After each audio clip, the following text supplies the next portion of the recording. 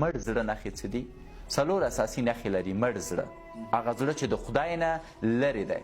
وګورئ چې ایا ستاسو زړه خو به مړ نه وي. لومړی د خدای په یاد نه دی، 15 وخته مونځ نشي کوی. دوم، قرآن هیر کړی، هیڅکله قرآن نه خلاصوي. که تاسو په ورځ کې یو ځل قرآن نه دی خلاص کړی، په خپل زړه وډار شئ، شاید مړ شوی.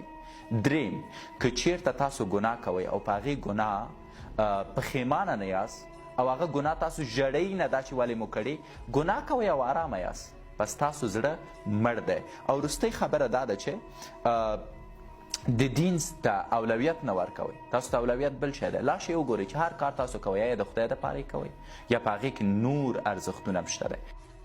الحمد لله الحمد لله عدد خلقه وزنة عرشه، الحمد لله حمدا كثيرا طيبا مباركا فيه، الحمد لله ملء السماوات وملء الأراضين وملء ما شئت من شيء بعد، الحمد لله حمدا لا يحصى.